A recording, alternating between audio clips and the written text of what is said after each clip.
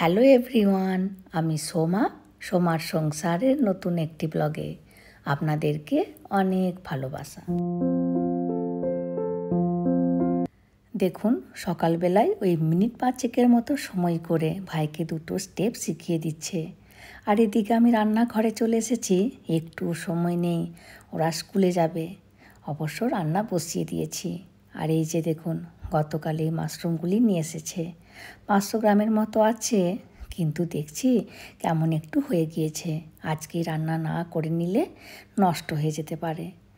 আর মাশরুমগুলি যেহেতু খুব একটি ভালো নেই, ওই জন্য আমি ওপরের স্কিনটি ফেলে দেব আর এই কালো অংশটিও ফেলে দেব, তারপরে পরিষ্কার করে ধুয়ে নেব।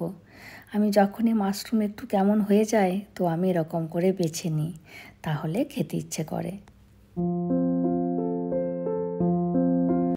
গত 2-3 বার দেখছি টাটার এই মিসলির প্যাকেটটি নিয়ে আসছে।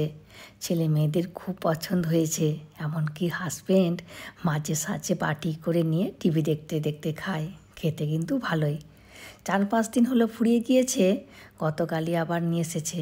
ওই জন্য আগে ডাব্বায় ঢুকিয়ে দিচ্ছি, ওরা নিজেরা নিয়ে নিয়ে খেয়ে নিতে পারবে।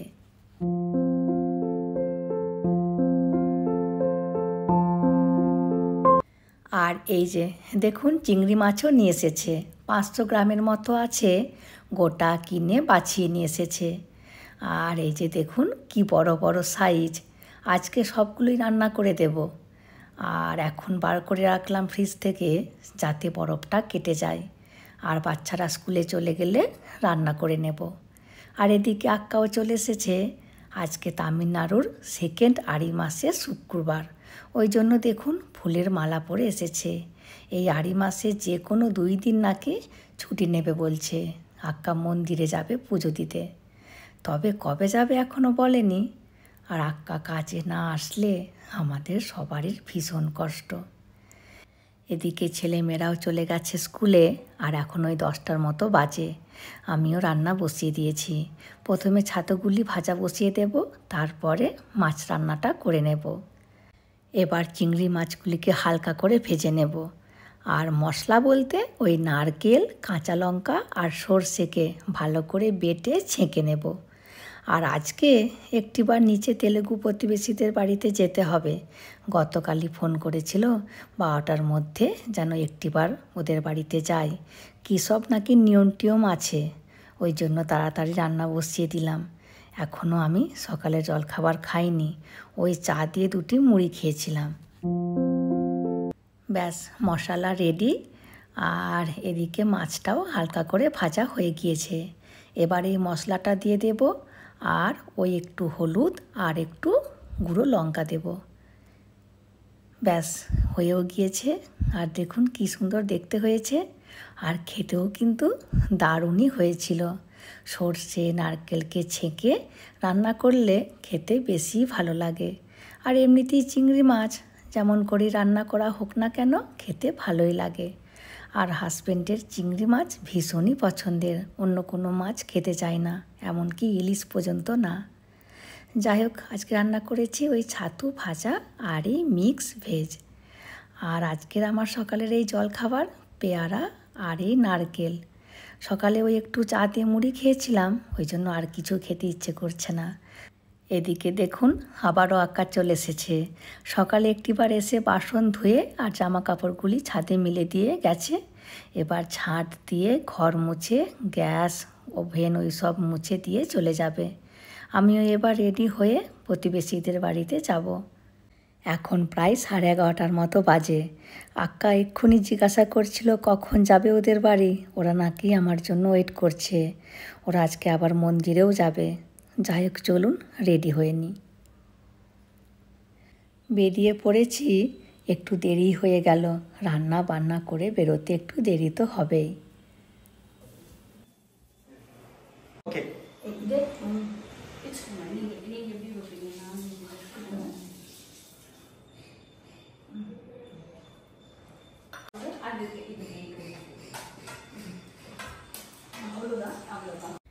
এই যে এ আমার তেলেগু প্রতিবেশী, আগেও দেখেছেন। আর আজকের দিনে নাকি পুজো করে 5 জন কি 7 জন স্ত্রী মেয়েকে ডেকে এই সব উপহার দেওয়ার নাকি নিয়ম। যাই হোক, চলুন কি কি দিয়েছে আপনাদেরকে বরং দেখায়। প্রথমেই দিয়েছে এই প্লেটটি, আর দিয়েছে একটি ব্লাউজ পিস। আজকের দিনে নাকি বস্ত্র দান করতে হয়, ওই জন্য ব্লাউজ পিস দিয়েছে। আর দিয়েছে মাথায় পরার জন্য ফুল, এটি নাকি মেন জিনিস। আর দিয়েছে 2টি পান, আর একটি পানের সাথে খাবার জন্য রোজা প্যাকেট, আর একটি ফল, আর এই হলুদ আর সিঁদুরের একটি প্যাকেট। দাঁড়ান, ফুলটা আগে মাথায় পরে নিই, এটা তো পরতেই হবে, না করতেই নেই। আর জানেন, এই 18 বছরে আমি একটি জিনিস শিখলাম, কেউ যদি ফুলের মালা দেয় তো নেবার আগে 2 চোখে টাচ করে নিতে হয়, তারপরে নাকি পরতে হয়। আজই আমাকে হেমা বলল, তাই জানলাম। যাই হোক, এবার আমি গরম গরম গোটা 3 পটল ভাজা করব। আর হাজব্যান্ডেরও আসার সময় হয়ে গিয়েছে। আর আজকে ওদের বাড়িতে পুজো কিন্তু হয়নি, কারণ ওদের আত্মীয়র মধ্যে কেউ নাকি মারা গেছে, তো 1 বছর নাকি ওরা পুজো করবে না। কিন্তু এই নিয়মগুলো নাকি করা চলে। আর এখানের এই নিয়মটি আমার কেমন একটু লাগে, 1 বছর পুজোই করবে না, শুধুমাত্র নাকি প্রদীপটি চালিয়ে দেয় সন্ধ্যের সময়, কিন্তু মন্দির যাবে। আর জানেন, এখানে যাদের বাড়িতেই পুজোতে যাই একটি করে ব্লাউজ পিস তো দেয়, তো আমি কাটাই না। আমি কি করি, আমাদের কাজের আক্কাকে দিয়ে দিই, আক্কা কাটিয়ে নেয়। আর কখনো কখনো কি করি, ঠাকুর ঘরে পেতে দিই, তার উপরে লাল কাপড় দিয়ে দিই। ব্যাস, টেবিলটাও মোছা হয়ে গেছে। চলুন এবার পটলগুলো বরং ভেজে নিই। আর এখন প্রায় 2টো, হাজব্যান্ড এলো বলে। ব্যাস, ঢাকা দেয়া থাক। চলুন একটিবার বরং বারান্দায় গিয়ে দাঁড়াই। দেখুন কি রোদের জোর, তবে গরম কিন্তু সেরকম নেই। আর আমি রান্না করতে করতে কতবার যে বারান্দায় আসি তার ঠিকই নেই।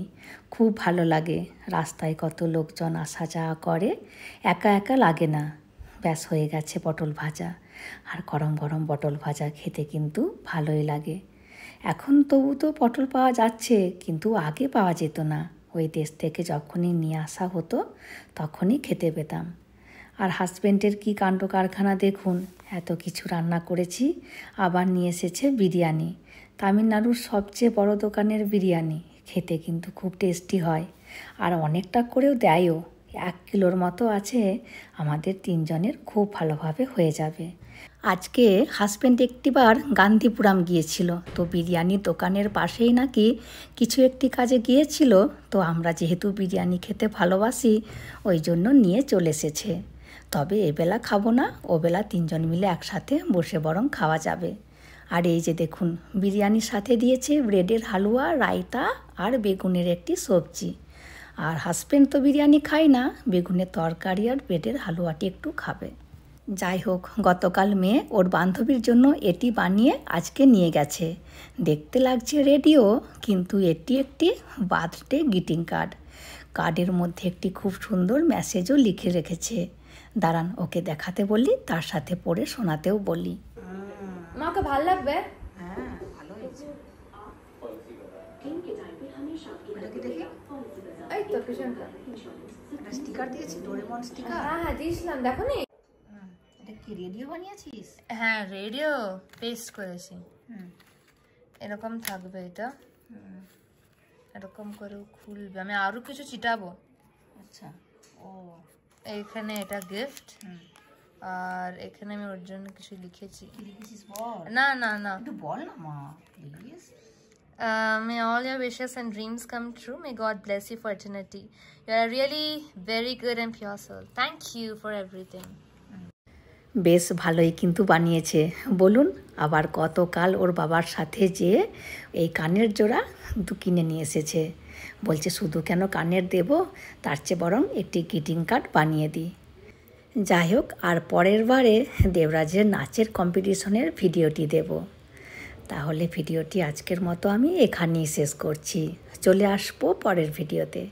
হাসি খুশি থাকবেন, সবাইকে হাসি খুশি রাখবেন। আর যদি ভিডিওটি ভালো লাগে please like, comment and share করে দেবেন।